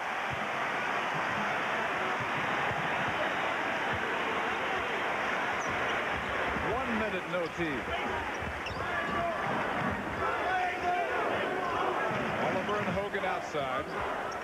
Record trying to break free from Gilbert. Yeah, he picked up his dribble. That's it. You cannot pick up your dribble in that situation. You stay live with the ball. 30-second timeout, so each team down to 1 remaining timeout in the overtime. Their overtime points have come from the field. Their ball 2-point lead, 10 on the shot clock. Oliver breaking down Grauer. Comes up short with the layup. Hogan comes up with the rebound and calls the Hawkeyes' final timeout. They got what they wanted. I mean, both sides, basically. You want somebody taking a tough shot. Record inbounded. Almost a full shot clock, and he took almost the full 5 seconds to finally spot Worley way up near midcourt. Hogan against Rush, not much room, hemmed in and fouled. On Rush, just his second. Well, if they were going to foul, I think the guy they were thinking about fouling, I think he told them to foul was probably Worley. And they didn't get that done in time. Worley's hit all 5 of his tonight. Hogan has hit his only free throw. Except when you get it to Hogan, the rest of the guys, with the exception of Evans, because Evans wasn't going to get the ball. The rest of them are more experienced. So you take the guy with the least experience and give him a shot at it. Well, and Hogan, who led Kentucky his 2 years in free throw shooting, can't get that one. Wesley Stokes in for Paulding.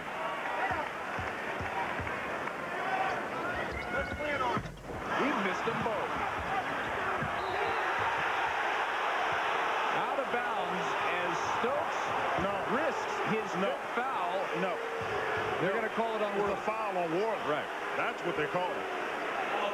And actually, he got away with it when they were in the foul line. He just fouled out. But he got away with it when they were lined up on the foul line. It would have been Stokes' fifth or Worley's fifth, whichever way it went. It's all for Glenn. That's his 11th. That's his fifth foul. He leaves with 11 points. You see right there.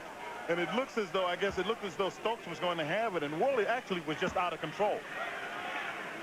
And he ended up getting called for the foul. He gave him a good lift. But they're going to lose his toughness. You just knew somebody was going to foul out. Had to have it. You just had it. All right, let's get the right man fouling out. Well, Stokes has been in danger of fouling out for about over half this game. He has not scored. And he's just 5 of 11 for the season from the line. Shooting the double bonus. It's the first one-point game. Stokes taking the spot where Keon Dooling would be giving Snyder great play at the point, but he was the 10th pick of the first round this year by the Clippers. So Stokes is in there, and he hits them both, and we're tied again. And they got what they want. I mean, Stokes comes in, he makes the shot, they get him back out, come a little more athletic with Paulding inside. Again, Iowa has a chance to take the last shot. Shot clock is not an issue here, only the game clock. Oliver winding it down against Brown. Don't pick it up. Rucker gets it back to him. 13 seconds. 10 seconds. 83 all in overtime. Oliver with 5 seconds. Let your senior work. Pull-up shot. No. In and out. Evans stripped before he can follow it in. And we'll have double overtime. My goodness, we got one rolling in here.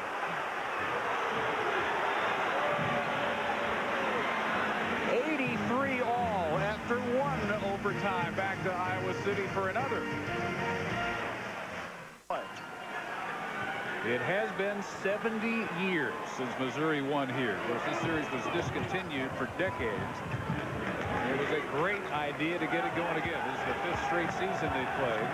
Didn't play between 30 and 51. They laid off again between 1954 and 1983, and then 13 more years to get it cranked up. Here's what they were missing all those years. Gilbert starts the second overtime with a missed three-pointer. Soyoye runs it down. Gotta be patient, get another good look. Gilbert's got it, but he's gone cold. I gotta go back and find out what rush is. But he's Strips Brower. Off the leg. And Brower actually tried to foul him. But it was like a flea against an elephant. It was a determined Evans that just kept going. 18 points, 15 rebounds for Reggie Evans. And they called it. He traveled. Just good hands right here. They normally make that call. They didn't that time, so they must have felt like it was clean. Evan goes up and flushed it through.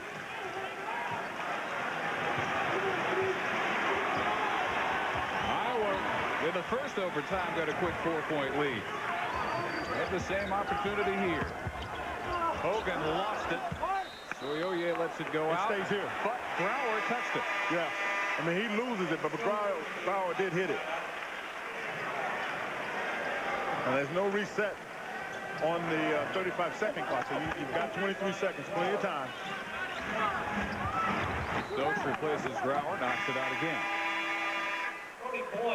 Alford's going to get Brody Boyd in. He played briefly in the first half.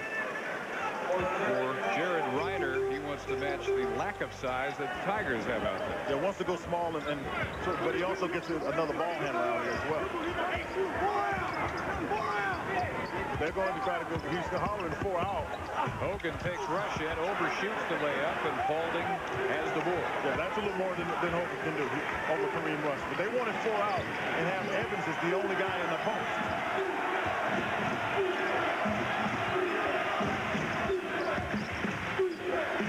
Rush way behind the arc. Rucker, that's an even fight. Somebody's got to let it go. Evans want to make sure you get that rebound count. He doesn't need mine handling it over. No, he's got plenty already. He's got 16. Well, you understand the mentality of rebound. I know. They want everyone. He wants 17. And even better than that to be 18. Oliver's line drive jumper bangs off the back on it. No chance to tie it. Missouri under 3 minutes. Double overtime at Iowa City. Pull up, Gilbert foul. They got Recker, I think, on the foul there. That's his 4th. Number 4 on Luke Recker. Both coaches doing an outstanding job. I think one of the things that Coach Snyder has got to deal with is his offense has really become very stagnant, to the credit of Steve Alford and his club. They've been able to get the offense out of a rhythm, out of a flow, and you've got to find a way to get that started again. Gilbert has a career high 32 points. Bauer and Gage for Rush and Stokes. This time out because I think Coach Snyder thinks Quinn thinks that Kareem Rush is a little tired because he hasn't really exploded. Only 1 of 2, still Iowa by 1.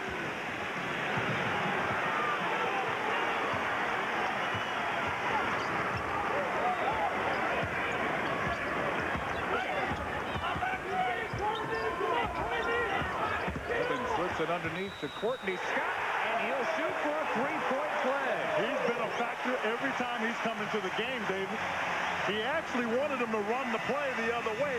He wanted Evans to get the ball because it's a screen across. They run their offense, and it's a screen across, and then Scott gets in, puts his body up there. There's contact between he and Cage. They make the call. Scott makes the basket and goes to the foul line. He was literally trying to get him to run the play for Evans. He not only gets it, he makes a 3-point play out of it.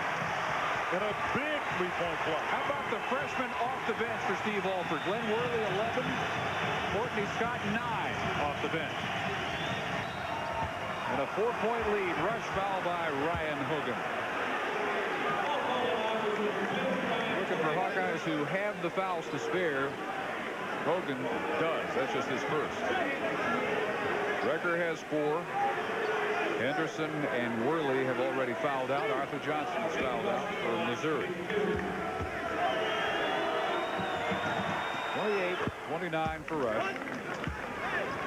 His career high was 31 against DePaul last week. And in jeopardy.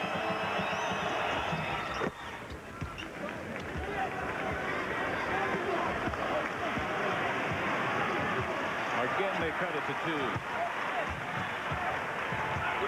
This is the way that Scott wanted him to run the offense.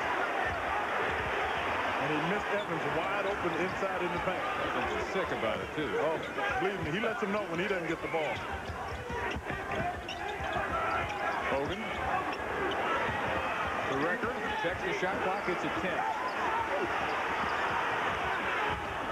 And Recker trying to make one up on the fly there. Got it knocked out by Gilbert with 5 to shoot.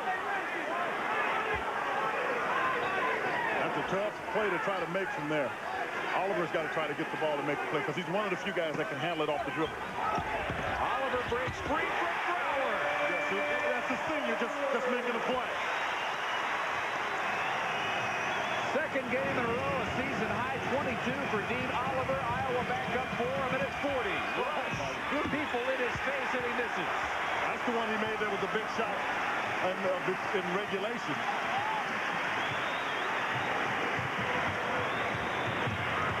And the Iowa fans now thinking, close it out. A 4-point lead this late. You didn't need to Finish the foul. job. Yeah, you're right. The Iowa fans are obviously excited.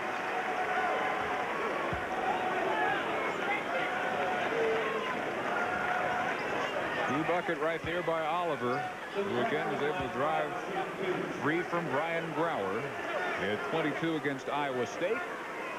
And again tonight, Luke Recker shooting with a minute 23 to add to a 4-point lead.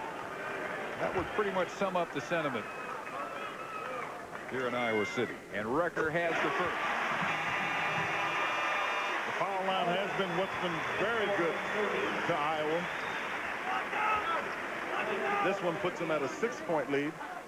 Should he make that, you can see they've shot 41 foul shots. Made more than Missouri has taken. That one batted around, and Scott comes away with it.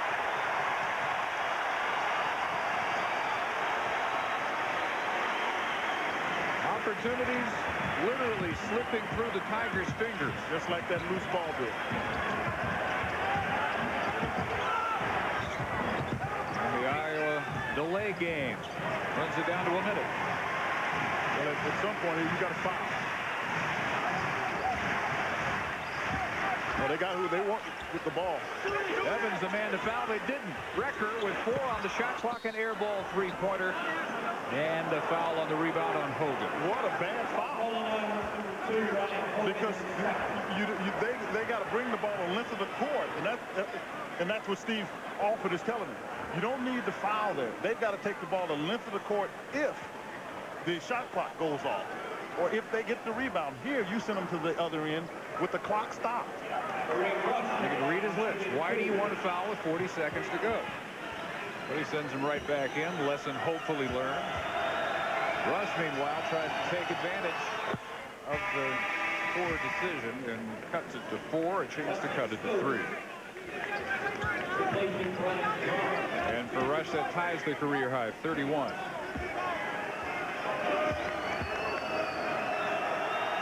For the second time in the last 3 games, he has a new career high. 32 points for Kareem Rush, the sophomore from Kansas City. Sit him down, let him get a break, but you also don't want him to be the one that the foul. That came off his chest. And now you get a timeout. You can reorganize in that, and that's what Snyder does. 44.6 in the second overtime. Iowa trying to hang on to a 3-point lead. To be Gilbert. Gilbert into Rush. They both have career highs going, and Gilbert just off on a 3. Evans fouled after the rebound. That'll be all for Soyoye. He fouls out with 10 points. The second Tiger to foul out. And it happens after Reggie Evans pulled down rebound number 18. Well, Evans has just been all over the glass. He hasn't been nearly as active in terms of what he's done in terms of point production. If you take a look at Tajudeen Soyoye go sit down with 10 points. But he has been a factor because you've had to put so much time and concern in a young man who at the half had 11 points and 12 rebounds, who opened it up for other people. So he has been a factor in the game. There's some prize newcomers all over the Big Ten, but Reggie Evans will be right there for the most impactful newcomer in the league. If he can fix the free throw shooting deal. He's 2 for 9 from the free throw line tonight. Only flaw in his game, really. 18 points and 18 rebounds. And he hits the big free throw. Easy going guy nicknamed the Joker. Except when he's going for the rebound. Then he's all business. There's no joke then.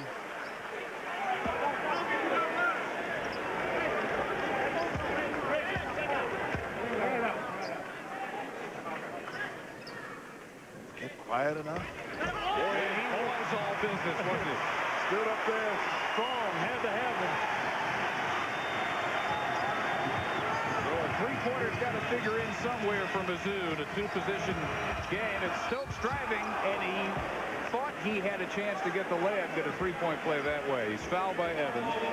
As physical as Reggie Evans has been, that's just his second. He's managed to create more contact for everybody else, not much for himself. Steve Alford looking to put in a big body, make sure he can get rebounds. He has enough confidence in Scott, as a matter of fact, to put him in because he thinks he can make foul shots, because that's what you're going to have to do at this point if you're Missouri. Tulsa, Kansas coming up as soon as this one ends. And you thought it was about to twice.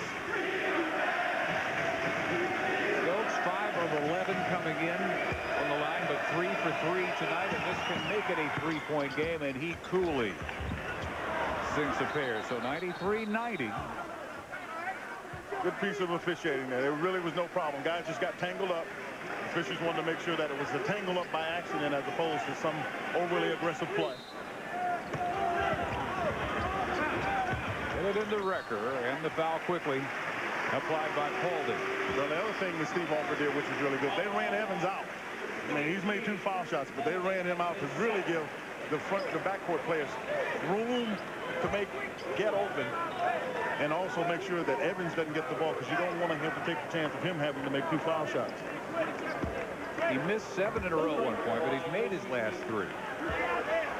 I'm not sure that gives you enough confidence to want to put him up where he handles the ball in a double overtime game, though. You would still, if you're Missouri, treat him like Shaq. Yeah, exactly. 22 points now for Recker. Gage out.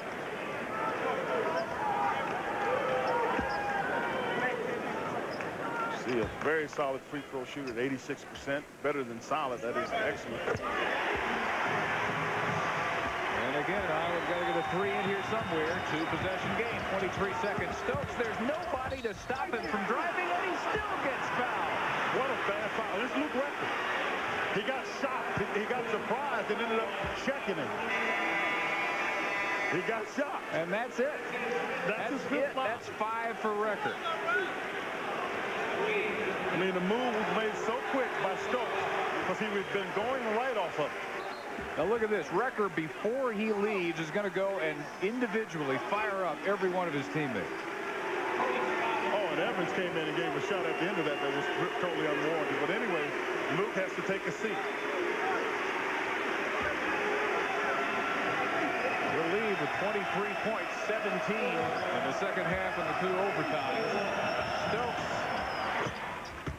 makes it with 20.8 seconds to go, a 2-point game. Paulding again commits the foul. Where Missouri comes back and wins this thing, or even forces another overtime. That defensive breakdown is huge for Iowa. That was a huge lapse.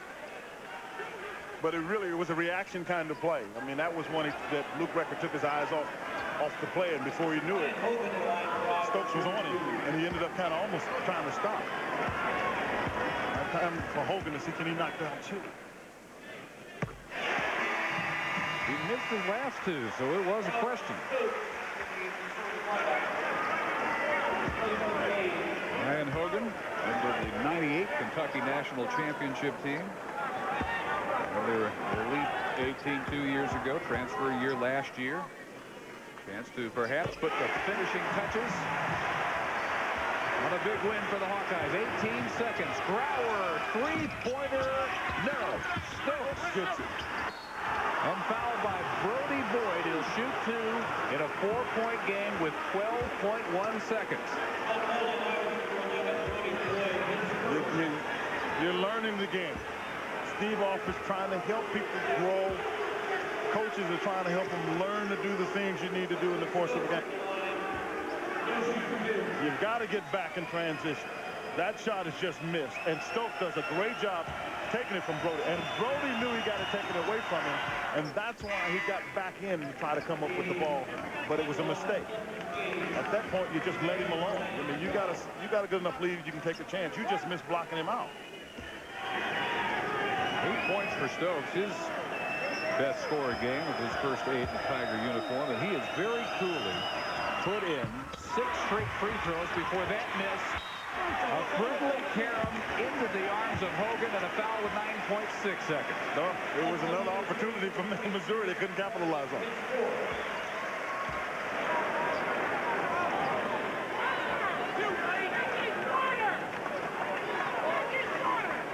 So Ryan Hogan right back to the line where he just hit 2. 1 should be all he needs.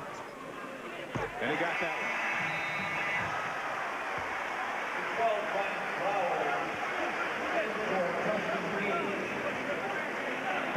Well, one of the things that Steve Alford said, and he said it to Brody, don't foul a guy on the rebound. I mean, don't foul anybody. But the next thing is absolutely right. Don't foul a three-point shooter. I don't care what happens. 5-point game, 5 seconds. You got to let it go, and it won't do much good. Rush's three-pointer over the backboard, and Iowa moves to 8-0. Their best start in 8 years. Remains perfect. Missouri falls to 6-2 in double overtime. The Hawkeyes 99, Missouri 94 for Quinn Buckner. Dave Barnett, so long from Iowa City. We go back to the studio.